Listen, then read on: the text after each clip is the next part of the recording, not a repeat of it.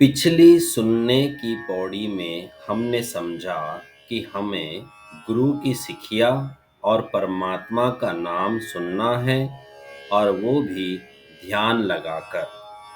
अब इस 9वीं पौड़ी में गुरुजी सुनने के कुछ और लाभ दर्शाते हुए कहते हैं कि सुनिए ईसर बर्मा इंद, सुनिए सुनने से ईसर शिवजी, बर्मा ब्रह्मा जी, इंद्र जी।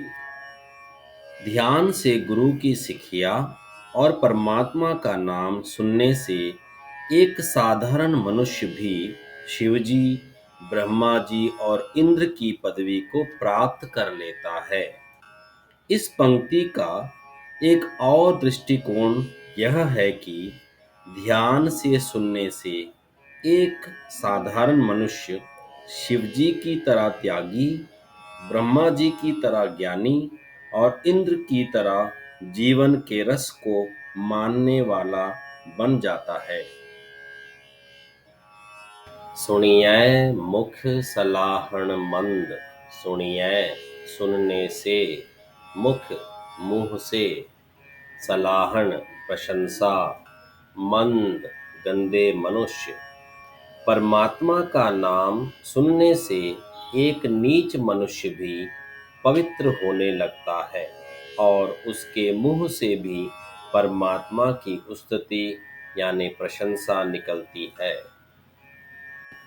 सुनिए जोग जुगत तन भेद, सुनिए सुनने से जोग जुड़ने की, जुगति जुगति युक्ति तरकीब, तन तन भेद यानी रहस्य राज। नाम सुनने से मनुष्य को परमात्मा से जुड़ने का गहरा ज्ञान प्राप्त हो जाता है। यही नहीं बल्कि उसे एक डॉक्टर यानी चिकित्सक की तरह तन की पूरी जानकारी और तन के गहरे भेद का भी पता चल जाता है। सुनिए सासत सिमृति वेद, सुनिए सुनने से सासत शास्त्र, सिमृत स्मृति, वेद वेद।